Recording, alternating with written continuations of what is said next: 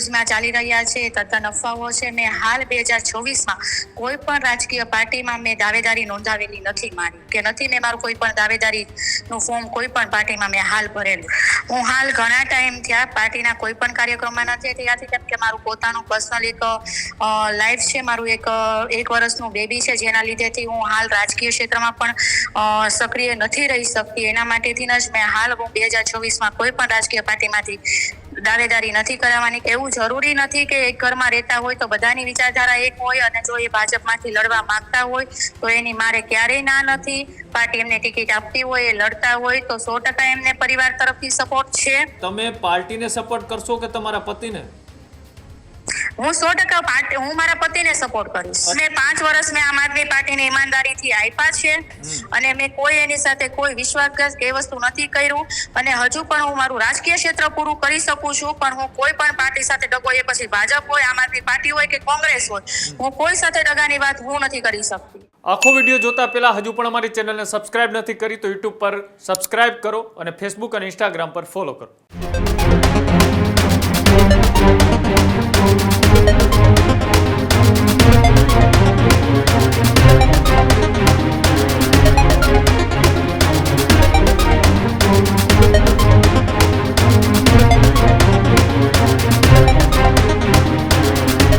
હજુ સુધી કોઈ એવી સ્પષ્ટતા છે તે સામે નથી આવી, અને તેની રાહ છે તે જોવાઈ રહી છે કે શું આ મામલે એ તેમના ધર્મપત્ની અથવા તો ધાર્મિક માલવિયા કોઈ મોટો ખુલાસો કરે છે કે કેમ. મોટા સમાચાર. પૂર્વ નગરસેવક મોનાલી હિરપરાનું નિવેદન આવ્યું સામે. 2026 કોર્પોરેશન ચૂંટણીમાં કોઈ પક્ષમાંથી દાવેદારી નહીં કર્યા હોવાની વાત કરી. 2021થી રાજકીય સફરનો ભાવુક ઉલ્લેખ છે તે પણ કર્યો. મતદાતાઓ અને સમર્થકોનો હૃદયથી આભાર એ મોનાલી દ્વારા છે તે જાહેર કરવામાં આવ્યો. સાથે જ મારી જવાબદારી નિષ્ઠાપૂર્વક નિભાવી હોવાની વાત પણ એ તેમના દ્વારા કરવામાં આવી. અને સાથે જ હવે પરિવાર અને વકીલાત કારકિર્દી પર ધ્યાન કેન્દ્રિત કરવાની પણ વાત કરી. સામાજિક સેવા ચાલુ રાખવાની પ્રતિબદ્ધતા, જ્યાં જરૂર પડશે ત્યાં મદદ માટે હંમેશા તૈયાર રહેવાની વાત કરી. રાજકીય વિરામ છતાં જનસેવા યથાવત રાખવાની પણ વાત એ મોનાલિસા દ્વારા કરવામાં આવી. આપણી સાથે સીધા જ મોનાલિસા હિરપરા આપણી સાથે જોડાયેલા છે. બેન, ખૂબ ખૂબ સ્વાગત છે ન્યૂઝ રૂમમાં. હેલો.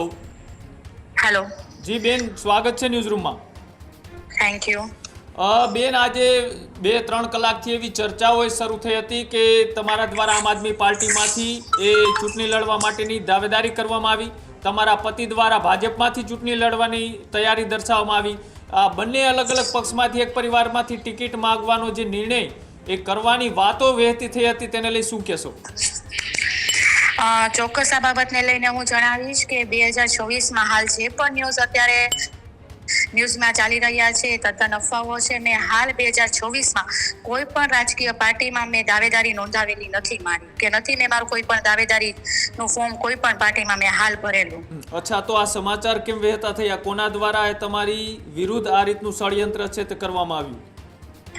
એ હું નથી જાણતી. મને પણ અત્યારે જસ્ટ હમણાં 10-15 મિનિટ પછી જ આ ન્યૂઝ ખબર પડ્યા છે. હું અત્યારે મારા બેબીના લીધેથી ખૂબ બિઝી રહું છું, મારા શિડ્યુલના લીધેથી, એટલે મને પણ આ 15 મિનિટ પહેલા જ ન્યૂઝવાળાના ફોન આવ્યા ત્યારે મને આ બાબતને લઈને ખબર પડી છે. પણ હાલ 2024માં મેં કોઈ પણ રાજકીય પાર્ટીમાંથી મેં પોતાની દાવેદારી નથી નોંધાવી. અચ્છા, તો એ આમ આદમી પાર્ટીમાં તમે સક્રિય કાર્યકર્તા તરીકે જોડાયેલા છો કે પછી હવે એ પાર્ટીમાંથી પણ તમે નિષ્ક્રિય થઈ ચૂક્યા છો?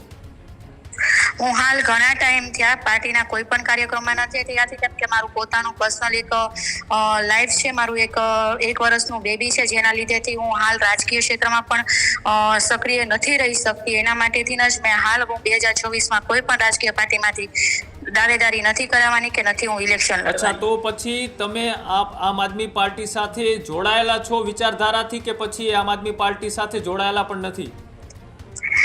જે એક વખત જે વસ્તુની આપણે દાવેદારી જ નથી કરવાના. દાવેદારીની વાત નથી બેન, ચલો માની લે કે તમે દાવેદારી નથી કરી પણ પક્ષ સાથે જોડાયેલા છો. અને હું ચોખ્ખત અને મેં ચોખ્ખત એક પોસ્ટ પણ મૂકી છે કે હું આ મારા રાજકીય ક્ષેત્રમાંથી હાલ હમણાં રજા લઉં છું અને હું મારા પારિવારિક અને મારા વકીલાતના વ્યવસાયમાં હું આગળ વધું છું. અચ્છા, એટલે તમે આમ આદમી પાર્ટીમાંથી હવે રાજીનામું આપો છો આટકતરી રીતના, તો એ જ પ્રકારની વાત થઈ ને?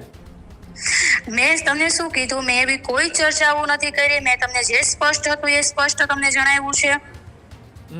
અચ્છા, તો પછી આ વસ્તુની વાત જ ના આવે ને. અચ્છા, તો આગામી દિવસોમાં એ તમારા પતિ દ્વારા જે ભારતીય જનતા પાર્ટીમાં દાવેદારી નોંધાવવામાં આવી છે, કદાચ એમને ટિકિટ મળે તો એમને સપોર્ટ કરશો કે પછી એ પાર્ટીને? જો 100% કદાચ જો એ ઇલેક્શન લડે છે, એવું જરૂરી નથી કે એક ઘરમાં રહેતા હોય તો બધાની વિચારધારા એક હોય, અને જો એ ભાજપમાંથી લડવા માંગતા હોય તો એની મારે ક્યારેય ના નથી. પાર્ટી એમને ટિકિટ આપતી હોય, એ લડતા હોય તો 100% એમને પરિવાર તરફથી સપોર્ટ છે. નહીં, તમે પાર્ટીને સપોર્ટ કરશો કે તમારા પતિને? હું 100% હું મારા પતિને સપોર્ટ કરીશ. અચ્છા, તો પાર્ટીની ખાલી વિચારધારા એ તમારા પૂરતી જ છે, પરિવાર પૂરતી નહીં? મેં શું કીધું, બધાની વિચાર, તમારા ઘરમાં 2 જણા રહેતા હોય તો કોઈની વિચારધારા ક્યારે એક ના હોય. હા, એ તો બિલકુલ. અને હું તમને ચોખવટ કરું છું કે હું કોર્પોરેટર જ્યારે મારા લગ્ન નહોતા થયા ત્યારે પણ આમ આદમી પાર્ટીની જ હતી.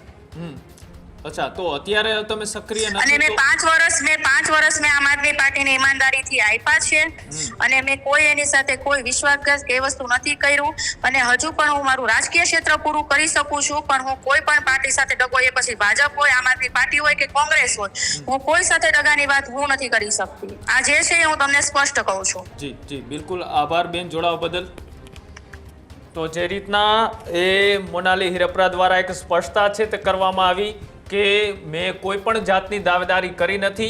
હું અત્યારે પાર્ટીના કોઈ પણ કાર્યક્રમો છે તેમાં પણ નથી જતી.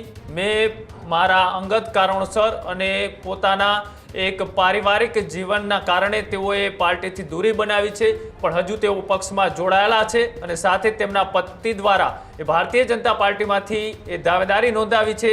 હવે એમના પત્ની, જો કદાચ એમના પતિને ટિકિટ મળી જાય, એટલે કે ધાર્મિક માલવિયાને ટિકિટ મળી જાય, તો પછી તેઓ આમ આદમી પાર્ટીને સપોર્ટ નહીં કરે.